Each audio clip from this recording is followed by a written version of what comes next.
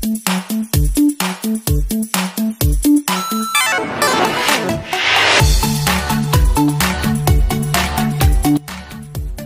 adik-adik, happy Sunday.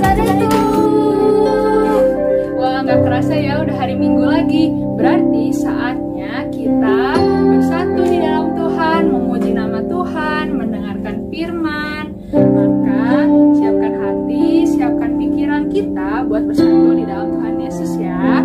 Mari kita berdoa dulu. Tuhan Yesus, makasih ya Bapak buat hari ini, buat hari yang baru. Kami masih bisa menjadi anak yang sehat dan kuat ya Bapak. Tuhan, mengucap syukur juga buat keluarga kami yang semakin harmonis, semakin hangat ya Tuhan. Dan kalau misalnya sebentar kami mau mendengarkan firman Tuhan dan memuji nama Tuhan, kiranya Engkau yang memimpin dan Engkau yang ada di sebelah kami ya Tuhan, menuntun kami dari awal ibadah sampai akhir. Makasih ya Bapak, hanya di dalam nama Tuhan Yesus kami berdoa. Amin.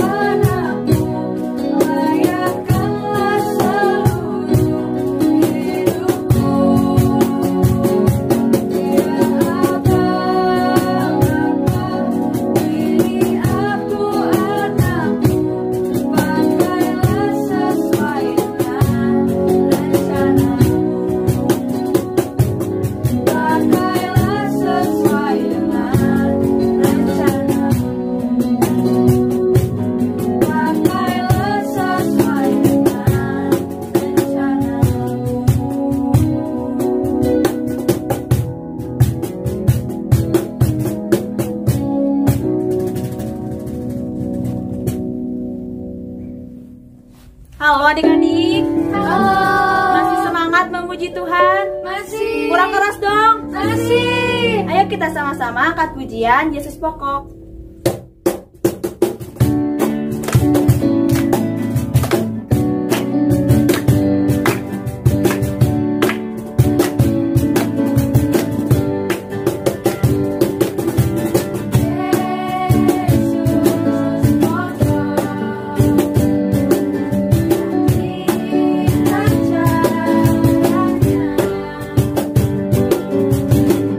Di dalamnya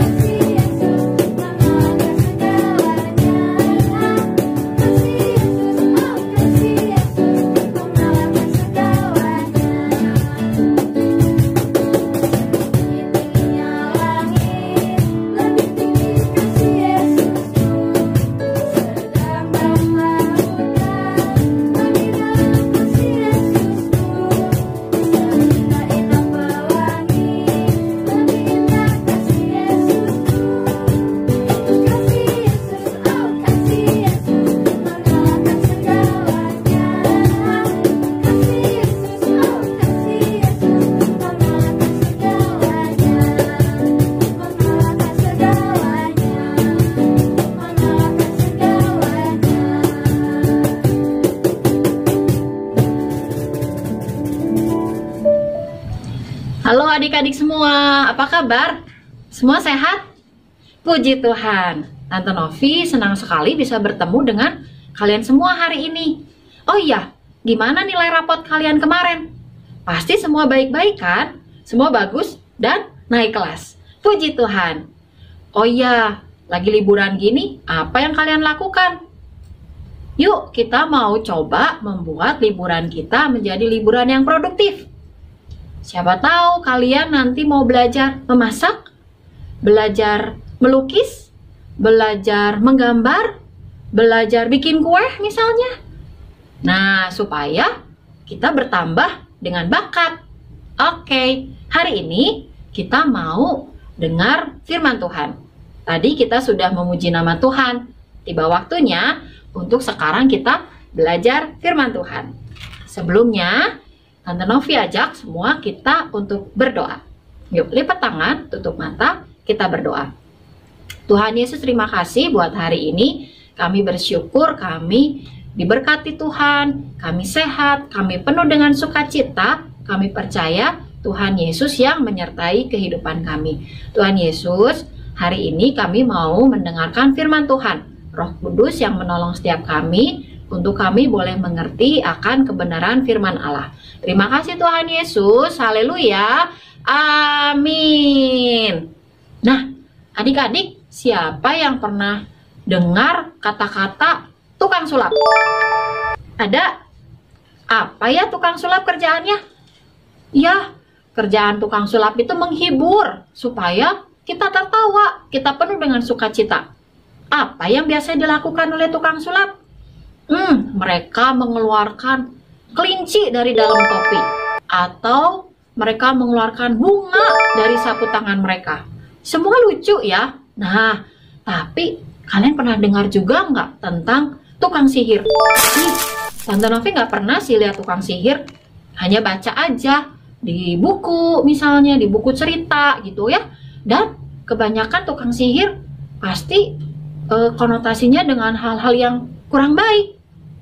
Hari ini kita mau belajar tentang tadi ada tukang sihir sedikit di dalam Alkitab. Nah, sebelumnya Tante Novi mau tanya dulu nih, siapa yang sudah pernah mendengar nama Saulus? Coba angkat tangan.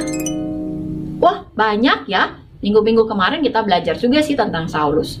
Saulus adalah orang yang tidak suka dengan jemaat Kristus. Dia berusaha menangkap dan menjebloskan ke dalam penjara. Nah, suatu hari Saulus punya rencana untuk menangkap orang-orang yang percaya kepada Kristus di Damsyik. Akhirnya Saulus pergi ke kota itu, dan di tengah jalan Tuhan Allah menghalangi rencana Saulus, sehingga membuat Saulus menjadi buta, tidak bisa melihat. Tapi Tuhan Allah juga yang mengirim Bapak Ananias untuk berdoa untuk Saulus, supaya Saulus kembali bisa melihat. Setelah itu Saulus berubah menjadi orang yang bekerja keras untuk kerajaan Allah, untuk mengabarkan Injil. Dan kita tahu bahwa Saulus berubah nama menjadi Paulus. Hari ini kita mau belajar satu hal tentang Paulus, berjudul berjalan dalam rencana Tuhan. Nah, itu tema firman Tuhan kita hari ini. Sebelumnya kita mau baca yuk. Siapkan Alkitabnya, kita mau baca di Kisah Para Rasul 12 ayat 24 sampai pasal 13 ayat 12 ya. Jadi rada panjang nih, kita dengerin ya. Kelas Pratama Madya buka Alkitabnya. Kalau kelas yang Indria boleh dengerin Tante Novi bicara ya. Oke. Barnabas dan Saulus diutus, itu judul perikopnya. Maka firman Tuhan makin tersebar dan makin banyak didengar orang. Barnabas dan Saulus kembali dari Yerusalem setelah mereka menyelesaikan tugas pelayanan mereka. Mereka membawa Yohanes yang disebut juga Markus. Pasal 13. Pada waktu itu dalam jemaat di Antioquia ada beberapa nabi dan pengajar, yaitu Barnabas dan Simeon yang disebut Niger, Lukius orang Kirene, dan Menahem yang diasuh bersama dengan raja wilayah Herodes dan Saulus. Pada suatu hari ketika mereka beribadah kepada Tuhan dan berpuasa, berkatalah Roh Kudus, "Khususkanlah Barnabas dan Saulus bagiku untuk tugas yang telah kutentukan bagi mereka. Maka berpuasa dan berdoalah mereka, dan setelah meletakkan tangan ke atas kedua orang itu, mereka membiarkan keduanya pergi. Nah, tadi dibilang, suatu hari Paulus bersama Barnabas dan beberapa orang yang lain berkumpul di kota Antiokhia. Mereka mengadakan kebaktian, mereka berdoa, mereka berpuasa, dan dengan pimpinan Roh Kudus, maka Barnabas dan Paulus diminta Allah untuk dikhususkan pergi ke kota-kota lain sambil memberitakan firman Allah. Paulus dan Barnabas disertai oleh Yohanes yang disebut juga Markus.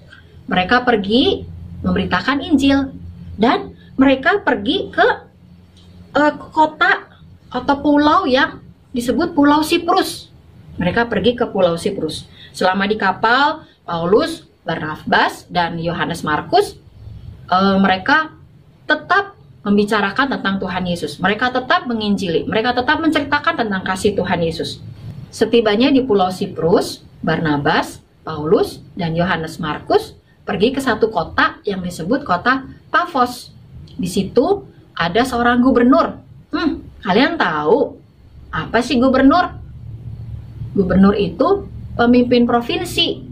Nah, kalau kita Provinsi Jawa Barat, siapa ya gubernurnya? Ada yang tahu? Iya, Ridwan Kamil. Betul, itu adalah gubernur Jawa Barat. Nah, gubernur di kota Pafos bernama Sergius Paulus. Sergius Paulus begitu ingin bertemu dengan Barnabas, Paulus, dan Yohanes Markus karena dia ingin mendengar tentang Tuhan Yesus. Wah, senang sekali ya Barnabas dan Paulus juga Yohanes Markus untuk pergi bertemu dengan Gubernur Sergius Paulus. Mereka senang sekali bisa bertemu. Mereka menceritakan tentang Tuhan Yesus.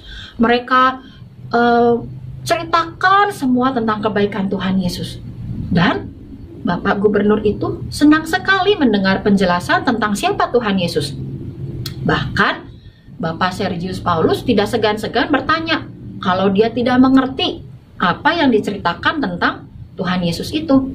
Senang sekali Barnabas dan Paulus menceritakan tentang Tuhan Yesus. Tapi ada seorang yang bernama Elimas atau Bar Yesus yang datang ke tempat itu. Dia menghalang-halangi tentang pemberitaan firman Tuhan. Tahu nggak kalian siapa dia? Dia adalah tukang sihir. Tukang sihir yang memakai mantra-mantra untuk melaksanakan tugasnya. Nah, tukang sihir ini ternyata teman dari gubernur. Jadi dia mencoba menghalang-halangi. Dia tidak boleh gubernur tahu tentang Tuhan Yesus. Adik-adik, tahu nggak apa yang dilakukan oleh Paulus? Kita mau baca di Kisah Para Rasul 13, ayatnya yang ke-9. Tetapi Saulus yang disebut Paulus, yang penuh dengan Roh Kudus, menatap dia dan berkata, "Hai anak iblis, engkau penuh dengan rupa-rupa tipu muslihat dan kejahatan. Engkau musuh segala kebenaran. Tidakkah engkau akan berhenti membelokkan jalan Tuhan yang lurus itu? Sekarang, lihatlah, tangan Tuhan datang menimpa engkau, dan engkau menjadi buta. Beberapa hari lamanya, engkau tidak dapat melihat matahari." Dan seketika itu juga, orang itu merasa diliputi kabut dan gelap. Dan sambil meraba-raba, ia harus mencari orang untuk menuntun dia. Melihat apa yang telah terjadi itu, percayalah gubernur itu, dan ia takjub oleh ajaran Tuhan. Wah, adik-adik, Pak Gubernur menjadi percaya kepada Tuhan. Puji Tuhan.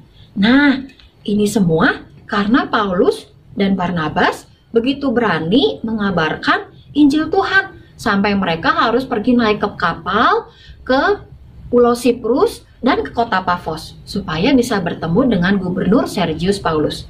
Nah, adik-adik, kita juga harus mengabarkan Injil kepada banyak orang. Dan kita pun harus percaya bahwa Roh Kudus memimpin hidup kita, menyertai hidup kita. Nah, Paulus dan Barnabas taat dan dengar-dengaran akan ajaran firman Tuhan. Mereka taat dan dengar-dengaran akan rencana Tuhan, supaya mereka pergi dan memberitakan Injil. Wah, adik-adik, kita mau melayani Tuhan. kita mau mengabarkan kebenaran firman Tuhan. Kita mau taat dan dengar-dengaran akan rencana Tuhan dalam hidup kita. Ingat, rencana Tuhan selalu indah dalam hidup kita, selalu baik dalam hidup kita. Dan Tuhan menyediakan semua yang terbaik dalam hidup kita.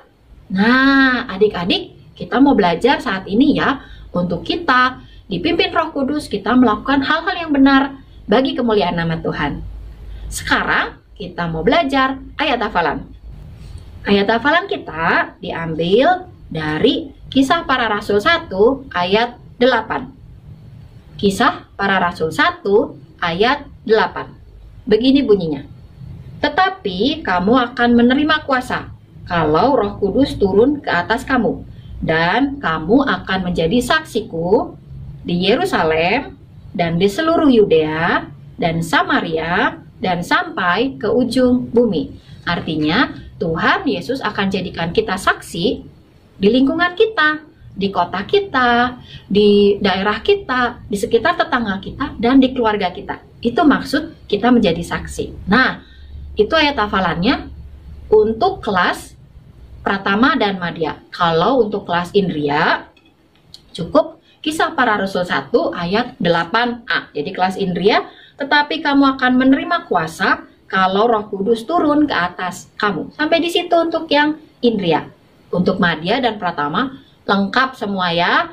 Kisah Para Rasul 1 ayat 8. Tetapi kamu akan menerima kuasa kalau Roh Kudus turun ke atas kamu, dan kamu akan jadi saksiku di Yerusalem dan di seluruh Yudea dan Samaria dan sampai ke ujung bumi.